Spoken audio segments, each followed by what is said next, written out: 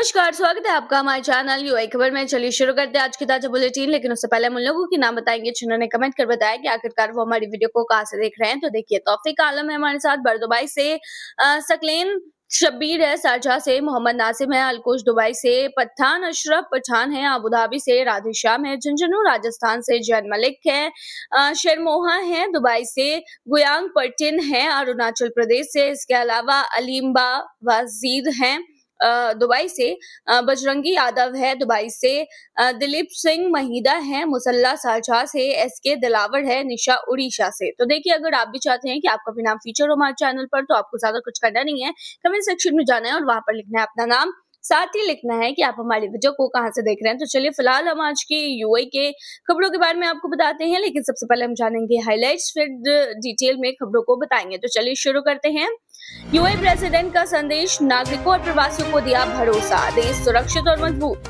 Middle east में जंग तेज, Israel के हमले और ईरान की जवाबी कार्रवाई जारी। कुवैत एयरपोर्ट और बहरीन के पानी प्लांट पर हमला, खाड़ी में बढ़ा तनाव। भारत से 80 टन फल सब्जियां लेकर यूएई पहुंची लुलू की कार्गो फ्लाइट। यूएई ने 16 बैलिस्टिक मिसाइल और 113 ड्रोन किए इंटरसेप्ट, मृतकों की संख्या 4 हुई। और आखिर में जानेंगे क्या है आज के रियल रेट्स, क्या है आज के गोल्ड रेट्स और क्या है आज के दरहम रेट्स। तो चलिए खबरों को डिटेल में बताते हैं। यूएई प्रेसिडेंट का संदेश, नागरिकों और प्रवासियों को दिया भरोसा, देश सुरक्षित और मजबूत।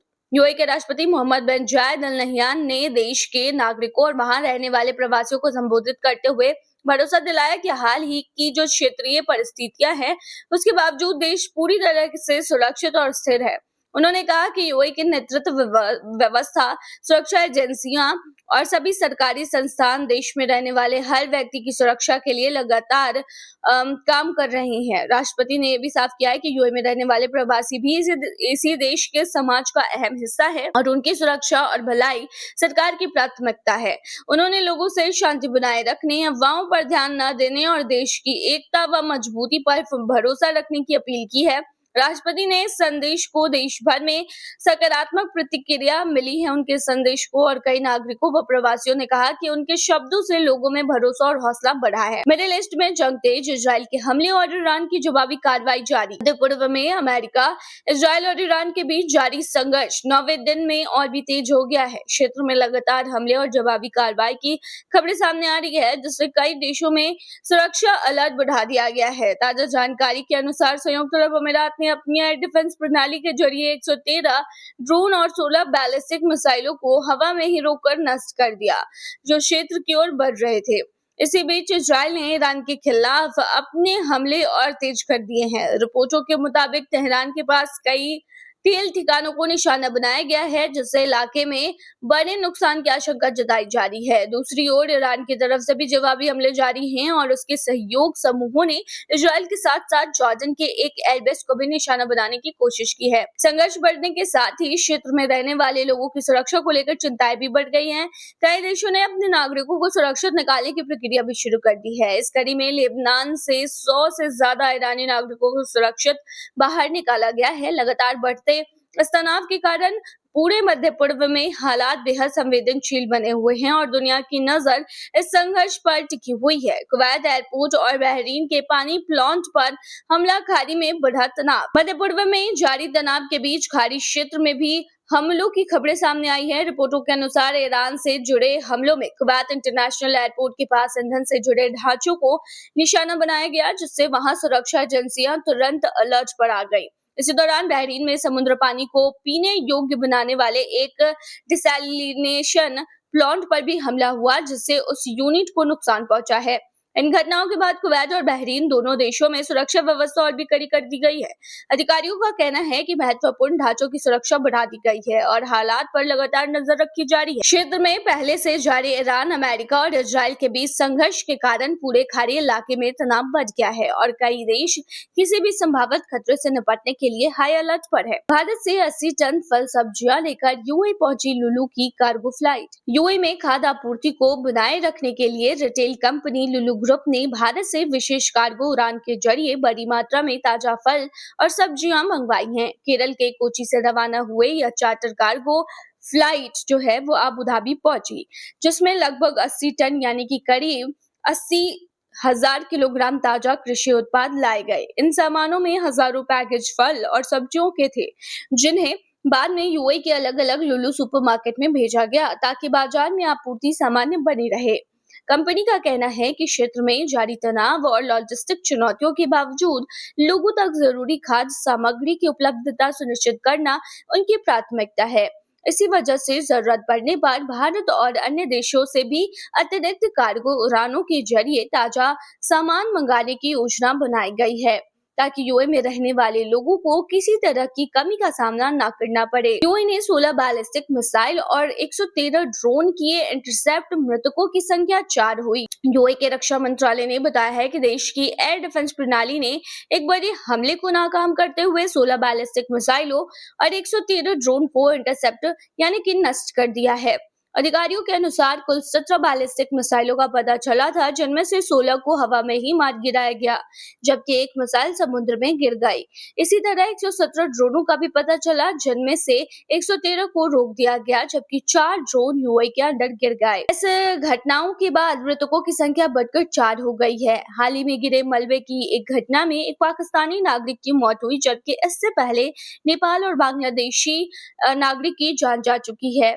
इसके अलावा कई लोग घायल भी हुए हैं। अधिकारियों का कहना है कि यूएई की सुरक्षा एजेंसियां पूरी तरीके से अलर्ट पर हैं और देश की सुरक्षा तथा नागरिकों की रक्षा के लिए सभी जरूरी कदम उठाए जा रहे हैं। दुबई पुलिस की बड़ी कार्रवाई, 13 सदस्यीय भिखारी गिरोह को किया गिरफ्तार। दुबई पुलिस ने संगठित भीख मांगने वाले गिरोह के खिलाफ कार्रवाई करते हुए 13 लोगों को गिरफ्तार किया है, जिसका सरगना विदेश से पूरे नेटवर्क को चला रहा था। पुलिस के मुताबिक यह गिरोह लोगों की भावनाओं का फायदा उठाने के लिए खुद को देश में फंसा हुआ या फिर बेहद जरूरतमंद बताता था और मदद के नाम पर पैसे मांगता था। गिरोह के सदस्य मस्जिदों, अस्पतालों, बाजारों और सार्वजनिक जगहों के आसपास लोगों से भीख मांगते थे। अधिकारियों ने बताया कि यह कार्रवाई दुबई पुलिस के चल रहे भीख मांगने के खिलाफ अभियान के तहत की गई है। पुलिस ने लोगों से अपील की है कि वे ऐसे लोगों को पैसे ना दें और किसी भी संदिग्ध एक्टिविटी की जानकारी तुरंत अधिकारियों को दें। साथ ही जरूरतमंद लोगों की मदद केवल अधिकृत चैरिटी संस्थानों के माध्यम से ही करने की सलाह दी गई है। कतर में ज्यादातर सरकारी कर्मचारियों के लिए रिमोट वर्क बढ़ाया गया। क्षेत्र में बढ़ते तनाव को देखते हुए कतर सरकार ने अधिकांश सरकारी कर्मचारियों के लिए घर से काम यानी कि रिमोट वर्क की व्यवस्था को आगे बढ़ा दिया है। सरकार के निर्देश के अनुसार मंत्रालयों और सरकारी संस्थानों में बड़ी संख्या में कर्मचारी फिलहाल घर से ही अपना काम जारी रखेंगे, ताकि लोगों की सुरक्षा बनी रहे और सरकारी सेवाएं बिना रुकावट चलती रहें। हालांकि जिन कर्मचारियों की मौजूदगी दफ्तर में जरूरी है, जैसे सुरक्षा, सैन्य और स्वास्थ्य क्षेत्र से जुड़े कर्मचारी, उन्हें इस व्यवस्था से बाहर रखा गया है और वे सामान्य रूप से काम करते रहेंगे। सरकार ने यह भी कहा है कि सभी सरकारी विभाग अपनी जरूरत के अनुसार कर्मचारियों की व्यवस्था तय कर सकते हैं, जबकि माताओं और दिव्यांग कर्मचारियों को रिमोट वर्क में प्राथमिकता दी जाएगी। दुबई में मिसाइल के मलबे से पाकिस्तानी नागरिक की मौत। दुबई में एयर डिफेंस द्वारा मिसाइल इंटरसेप्शन के बाद गिरे मलबे से एक पाकिस्तानी नागरिक की मौत हो गई है। पाकिस्तान दूतावास ने इस घटना की पुष्टि करते हुए बताया है कि यह हादसा दुबई के अल-बरशा इलाके में हुआ, जहां हवा में रोकी गई मिसाइल के टुकड़े नीचे गिरकर एक गाड़ी पर जा गिरा। उस समय गाड़ी चला रहे पाकिस्तानी व्यक्ति की मौके पर ही मौत हो गई। दूतावास के अनुसार दुबई स्थित पाकिस्तान का वाणिज्यिक दूतावास स्थानीय अधिकारियों के संपर्क में है और मृतक के परिवार को हर संभव सहायता दी जा रही है। साथ ही शव को पाकिस्तान भेजने की प्रक्रिया भी शुरू कर दी गई है। अधिकारियों का कहना है कि यह घटना उस समय हुई जब क्षेत्र में चल रहे हमलों के बीच एयर डिफेंस सिस्टम ने मिसाइल को हवा में ही रोक दिया था, लेकिन उसका मलबा नीचे गिर गया। इस हादसे के बाद हालिया हमलों से यूएई में मरने वालों की संख्या बढ़कर 4 हो गई है, जिनमें अलग-अलग देशों के नागरिक शामिल है। चलिए अब आखिर में बताते हैं क्या है आज के रियल रेट्स, क्या है आज के गोल्ड रेट्स और क्या है आज के दरहम रेट्स। शुरू करेंगे रियल रेट से।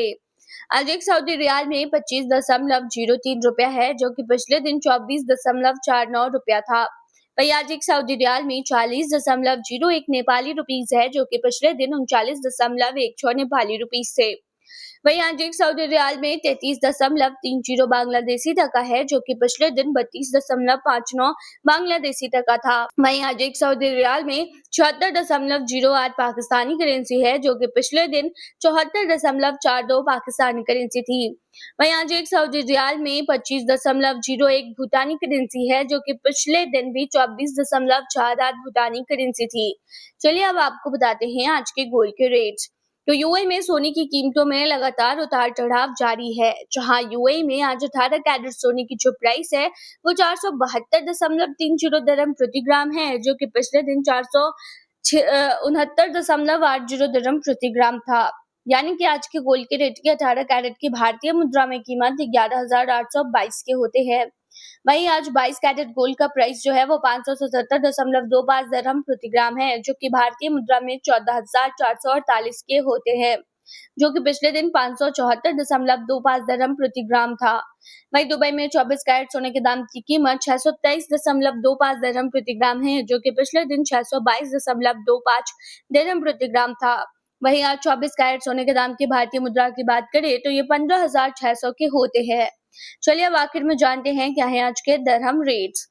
तो आज एक यूएई दरहम में 25.03 रुपया है, जो कि पिछले दिन बिल्कुल इतना ही यानी कि 25.03 रुपया था। वहीं आज एक यूएई दरहम में 40.01 नेपाली रुपीज है, जो कि पिछले दिन 40.01 नेपाली रुपीज ही थे। वहीं आज एक यूएई दरहम में 33.30 बांग्लादेशी टका है, जो कि पिछले दिन 33.30 बांग्लादेशी टका ही था। वहीं आज एक यूएई दरहम में 76.08 पाकिस्तानी करेंसी है, जो कि पिछले दिन 76.08 पाकिस्तानी करेंसी ही थी। वहीं आज एक यूएई दरहम में 25.01 भूटानी करेंसी है, जो कि पिछले दिन 25.01 भूटानी करेंसी ही थी। तो ये थी आज की ताजा बुलेटिन। ऐसे ही ताजा अपडेट्स के लिए बने रहिए हमारे चैनल पर।